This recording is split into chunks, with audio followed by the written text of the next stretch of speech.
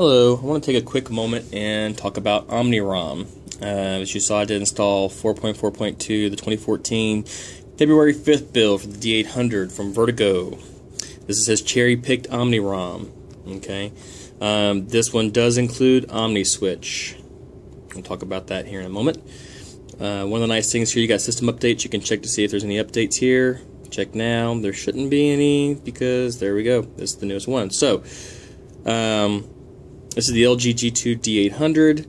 I did go through these menus before. I'll go through them quickly again. I apologize if I'm speeding through, but there's a video before this that kind of shows all these settings. Okay. Enable double tap to sleep. Don't complain about it until you go into the setting and enable double tap to sleep because it does work. Alright. Smart pull down. I got mine set up so that the right side is the quick toggles and the left side is the notification pane. You can do smart where if you have no notifications it'll always do quick toggles. That's up to you. You can also change your button layout. That's typical. But here's something that's nice. Addition, you can change your navigation bar height and width. Okay. Let me go back here. We'll go to menus. This is your power menu and what options you want to see in your power menu. I have mine set for screenshot and screen record, the only two things that I added there. Notification drawer. I don't usually change this one, but you know, then again, I don't really care about the contextual notification panel header. Active display, I did turn it off, but I did use it. I tested it out like I said I would. I'm just not a big fan of it on the LCD panels. I don't see any advantage to it. On the AMOLED panels, I understand because black is off pixels, and so you save power. This is an LCD panel, so that doesn't apply. But it is cool. It does work. You pull it out of your pocket. It does show. It does work. It does a pretty good job of picking up this sensor up here at the top and knowing whether or not it's been in a pocket or a dark area, and it does pretty good when you pull it out, turning on. I did not see any problems with it. It worked every time I tried it out. So that's active display, and it's not a feature I find in a lot of other ROMs. So I don't know if other developers are kind of thinking the same thing that I was thinking. Well, this is an LCD panel, but there are members of the community that do enjoy that feature, and that's great. My wife uses it on her Note 2. She loves it. That's saying a lot because she's not a big tech person. Batteries, if you're going to change your battery indicator, there you go, it's in battery. Okay, and don't look at those stats because I just rebooted the phone before I did the video because I did a video before this one, and this is take 3. So, anyways, stats are askew. Battery-wise, though, let me tell you, this ROM does a very good job. He is using the peak kernel from Acer, AYYSIR, I believe is his developer's name. Very talented developer. His was one of the first custom kernels for original Android-based ROMs. Does a good job. Does a very good job. In fact, I unplugged this at midnight when it was fully charged, and it is now 8:31. It says it's at 95% now. It lost 1% from midnight until until I got out of bed when my alarm went off at 6 o'clock this morning. 1%. That's really good. And then I streamed music on my drive to work, which is about a 30-minute commute, and text messaging, Facebook, Tap-a-Talk, Flipboard, going through my news. I mean, and of course the screen's been on for, this is the 3rd video now, so probably 20 minutes at least. So as you can see here, it's pretty smooth, pretty fluid. The rest of this is as you expect. If you want your targets on your lock screen, go into security, slider shortcuts, here you go. If you notice in the settings, it's off, but on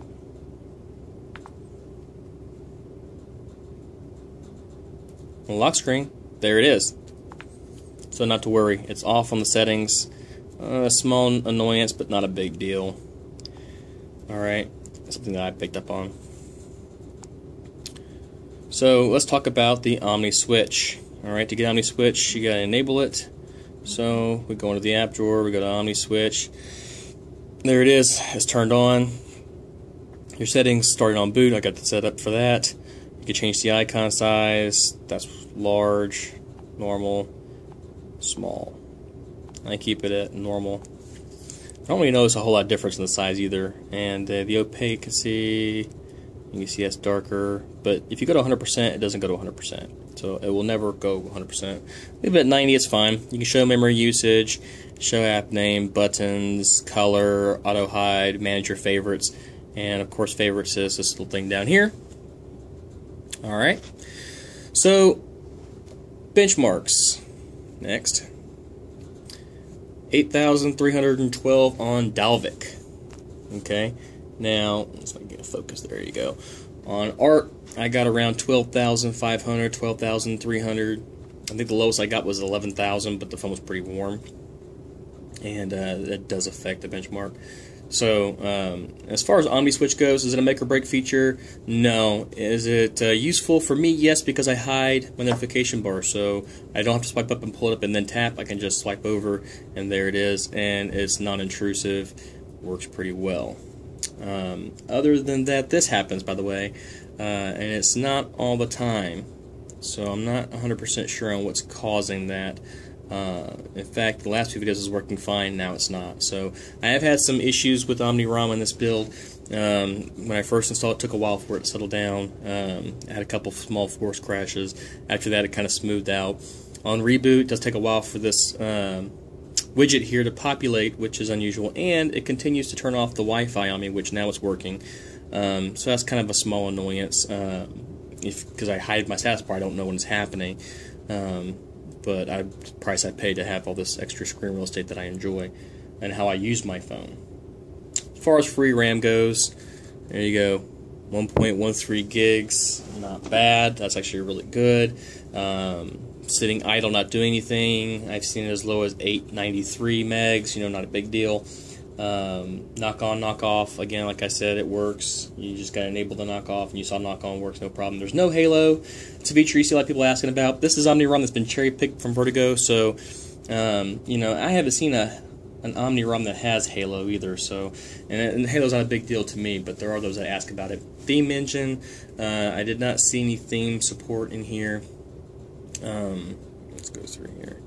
Yeah, see, I did not see any theme support in here. Not a big deal to me, but again, it's one of the things that pops up in the forum and gets asked. Quiet hours works, DPI, I've told you before, and I'll show you again that I do use TextDroider, and I'm at 360 if you're wondering what the DPI is set up the phone. A2DP, it does work with my 4 Touch. In fact, that's one thing I can say about OMNIROM, is that even with the earlier builds, I did not have any issues with it working fully with the My 4 Touch, both text messaging and sending metadata to the head unit, and not having Bluetooth services crash on me, which is kind of nice. Something I've experienced in some of the other original Android-based ROMs. In Kia Uvo, well, it's hard not to work with Kia Uvo. I don't know if it just supports a low standard or it just supports a lot of standards, but the Kia Uvo system seems to always work with metadata. Just doesn't always work with text messaging. In fact, I've never gotten it to work with text messaging, even though it's a feature of the Uvo when you buy the car.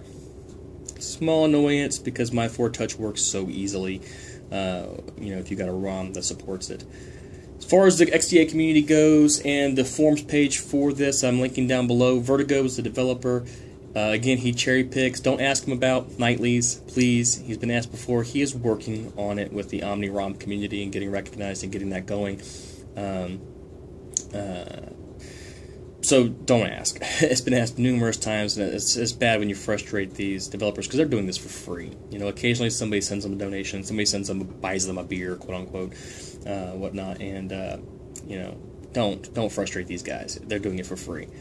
So other than that, he's very responsive. He reads the forums. He genuinely checks.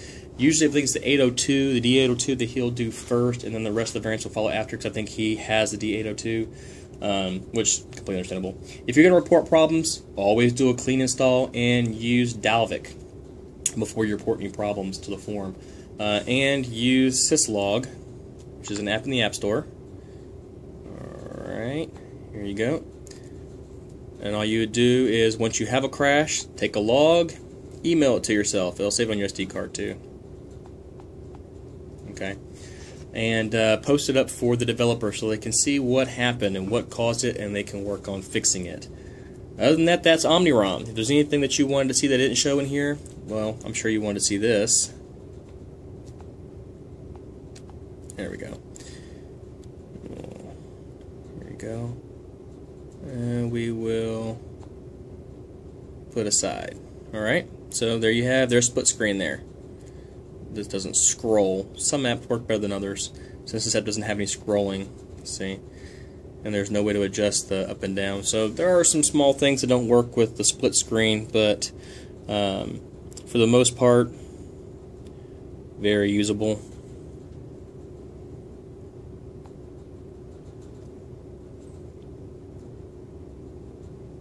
There you have it.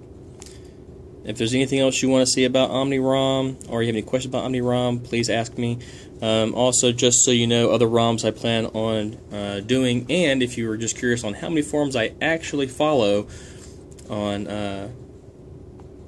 XDA for the LG G2, here you go. We got the Aeon Flex, we got the OMNIROM, we got the AOSB, we got the OMNIROM there, we got the Nameless ROM, we got the Paranoid Android, we got the Slim Cat, we got the Cloud Flex, we got Dirty Unicorns, we got Grievous Flex, we got the Pate Kernel, we got Hellfire. Not a lot of activity in Hellfire lately.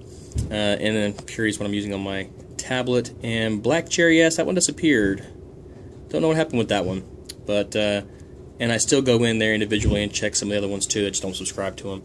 So lots of ROMs for me to review, lots of ROMs for me to use. I try and give them all a fair chance. I'm going to show you. I'm going to get the Grievous ROM finished review because I did get that done. I just got to do some editing to it. Maybe another take or two. So that will be posted soon too. Thanks. That's OMNIROM.